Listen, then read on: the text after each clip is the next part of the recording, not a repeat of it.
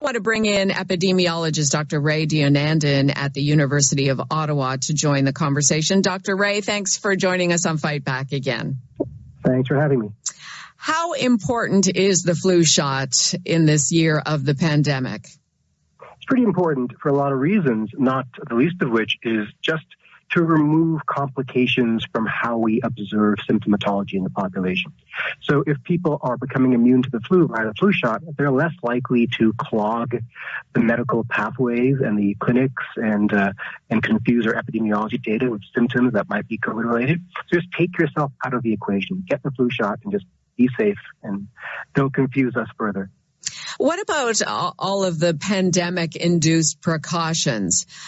They should help contain the spread of the seasonal flu, right? 100%. I mean, look at the Southern Hemisphere. They had one of the best flu seasons on record because of the distancing precautions they're taking. And I fully expect us here in Ontario to have one of the best flu years we've had in a very long time, maybe even ever.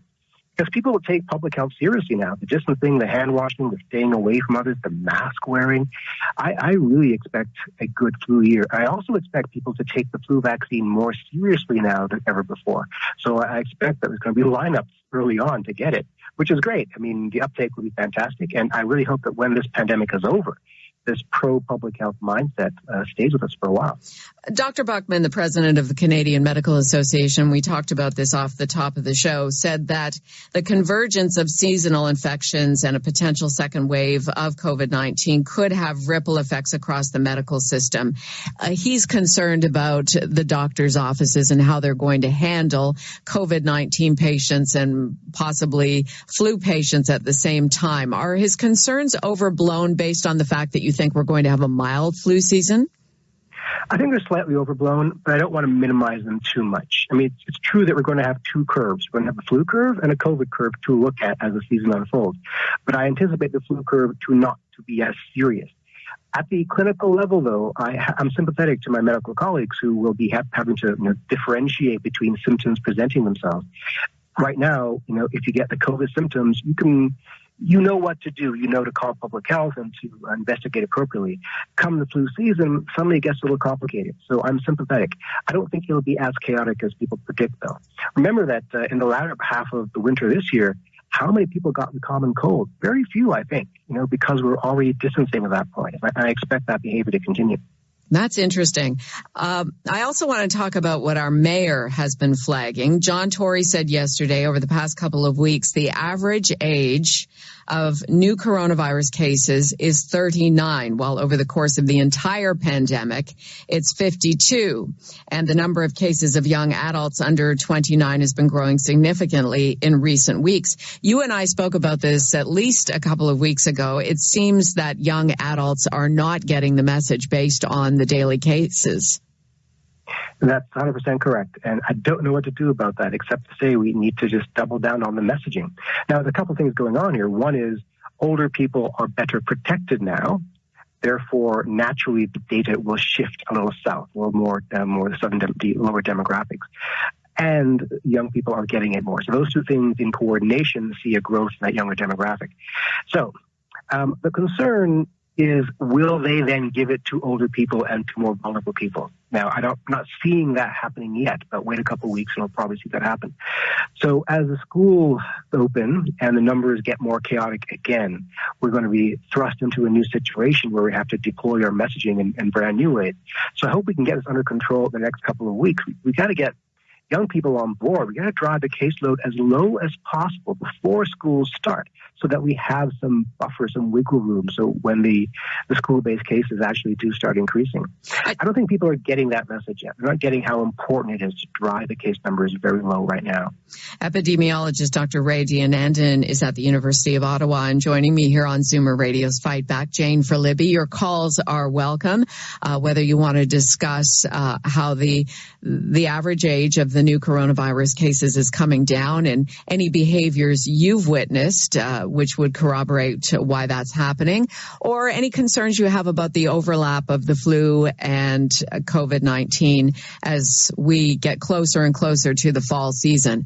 416-360-0740, toll free 1-866-740-4740. I want to revisit something you just said there, Dr. Ray. How are older people better protected now?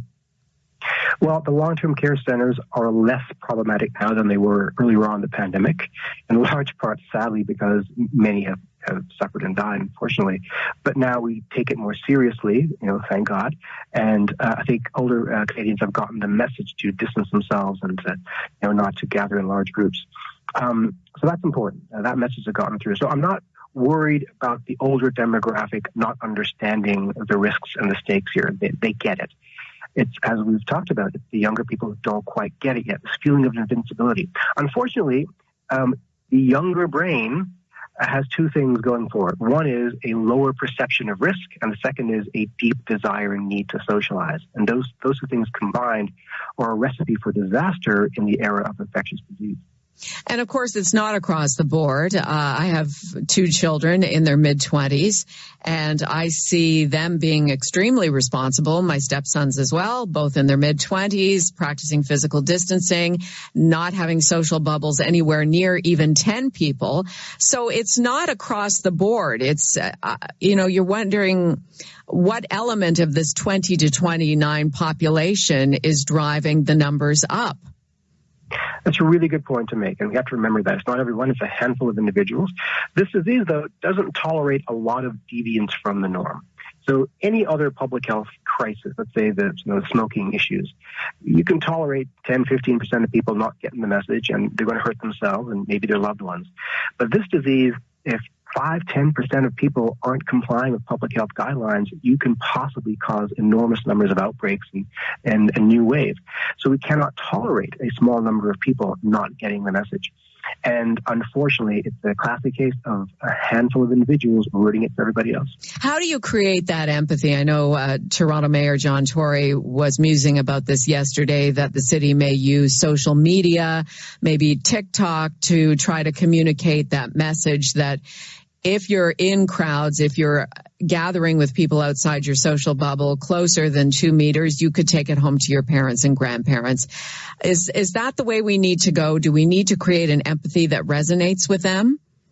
It's one strategy. We need to deploy all the strategies.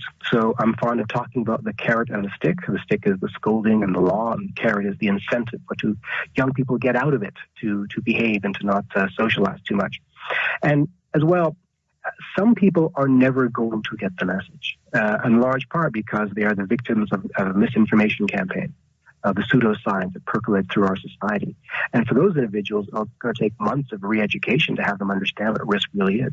And so that's when the heavy hand of the law must step in and say you're violating public health bylaws and must be restricted from doing so. But yeah, we need to use social media. We need to use icons and thought leaders, role models, etc., and appeal to the better natures of individuals. Canadians, for the most part, I think, respond to the narrative of heroism. We are heroic if we protect our vulnerable. That's worked for the majority of people. But that handful for whom it has not worked, I think we need to explore other strategies. Well, and I mean, you look at countries and they've had a bit of a resurgence, but New Zealand, for instance, what have they done there well to basically keep the virus at bay? Excellent question. Now, New Zealand has a couple of advantages. They are an island nation, for example, and there is very low population density. They also have very good leadership and consistent leadership with strong messaging that was very evidence-based and science-based, and it acted early on. They closed their borders early on and were very serious about containing this.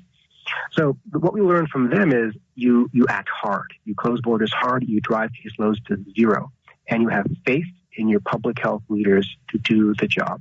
You don't combat them with misinformation and pseudoscience. How do you think we've done on that level here? It does seem that COVID-19 has not become a political issue in Canada. That's right. It hasn't as much as it has in the U.S. Mind you, my inbox is filled with all kinds of conspiracy theories every day. Oh, really? Yeah. So it's not the majority of people, but it's enough that it keeps me busy. And But you're right. Compared to the USA, we are quite centered in the realm of science. But we could do better. And what we're seeing, I think, is the dividends of a poor investment in science education over the past few decades. And also the dividends of just an anti-authoritarian culture that's been seeping into our larger zeitgeist. We do not trust our thought leaders and our educated scientists anymore. You know, everyone has a Facebook degree. What I've heard, and we've been talking about younger people and not observing physical distancing, but there are people in our listening audience, the older demographic, the 45 plus, who I've heard say, you know, whether it's a neighbor or an acquaintance, say something to me like, oh, you know, well, the COVID-19 is really only the flu. What do you say to somebody who says that to you? Yeah, I get that pretty much every week as well. And I have to keep on showing the numbers again. The flu, it is demonstrably at least 3, 4, 5, maybe even 10 times more deadly than the flu. You're far more likely, maybe 3 times more likely to catch it. And it's brand new, so we don't know what its long-term effects will be. So I think people are confused by the fact that it resembles the flu in that it makes you sneeze and cough and gives you mucus. But that's where the similarities end. It's a whole new disease with different effects on you. And this is where the failure of our larger science education program is manifest. How many people know the difference between a virus and a bacterium? I don't blame them if they don't know. That's the failure of me, an educator, not to get that message across. Or the difference between a flu virus and a coronavirus. They're different things, and people don't get that either. So we have failed as a society to inoculate, pun intended, our citizens against misinformation. And this has to be a priority next few years. I was reading the other day the story of a sports writer in Los Angeles, 61-year-old guy. He said he has been healthy, no pre-existing conditions, has been observing all of the guidelines, but figures that he picked up COVID-19 when he was at a restaurant with his wife with friends when they took their masks off inside a restaurant, still following the rules, but he thinks that's when he got it. And he told the story in his column about what it was like, the hallucinations, the high fever, the feeling that somebody, something very heavy is on your chest, and all the while you have nobody around you because you have to protect family and friends. You don't know if you should call 911. He says it was just horrific. He's recovering, but the symptoms were extremely scary. Yeah, most people are going to recover quite well and won't have bad effects, but some will have a horrific experience and a handful will die. And by a handful, I mean a significant proportion compared to the flu. And then it's the way in which you die. I hate to be morbid about this, but you die alone, because your loved ones can't be with you. And you're suffering alone as the individual you described was. So there are elements to this disease that haven't percolated through the media yet that people need to understand. It's not simply, I will get it, or I will recover, or I will die. It's more like, I will get it, I will suffer incalculably, and then maybe I will die. I think we need to hear more of these stories to scare us. Sadly. I'm not a fan of panicking people, but if this is what it takes to get the message across, I think we may have to. Well, have you ever heard of a sickness or a virus with such a large discrepancy in symptoms from asymptomatic to death? Well, yeah, there are a few out there, but not one that has been deployed at such scale across the world. This is a new experience for the human race as a whole, to have this kind of experience en masse shared across the globe. So it's brand new territory for all of us, including public health messaging more than anybody else. So we're figuring this out in real time, how to get the message across, how to combat misinformation, how to explain things to people, while at the same time being transparent with our own limitations of knowledge. I asked Dr. Iris Gorfinkel this before I brought you on. I'll ask you the same. Any inside information as to when we can expect a vaccine or new research which would provide some hope that the pandemic will be gone sooner rather than later? I have no inside information, but my feeling is that there will be a vaccine on the market somewhere in the world by the end of the year. It might be in the hands of Canadians by next spring. And I think this pandemic will be pretty much over by the end of 2021. Now, I'm an optimist, and I always err on the side of positive thinking. So, don't take my predictions to the bank. But given the positive outcomes of phase 2 clinical trials of about a half dozen vaccines so far, my projection is that if those are scaled up and the phase 3 trial data is similar, then if we can get it to enough hands by next year, we can be out of most of this mess by the end of next year. Oh, that is good news. You joked on your Twitter feed that you've done 350 interviews during the pandemic, and no one has asked you about your hair and makeup routine. I personally haven't asked you that because we're on the radio. Otherwise, I would have. I bathe in the mother's milk of pregnant llamas. Your Twitter feed, I sense that it's a bit of an outlet for you, a different side of your personality than what we hear and see in your interviews. I guess so. It's what my students see all the time. Okay. Well, we always appreciate you being there for us, Dr. Ray. We'll look forward to speaking with you again. Thank you very much. Dr. Raywat Deonandan, epidemiologist and associate professor in the Faculty of Health Sciences at the University of Ottawa.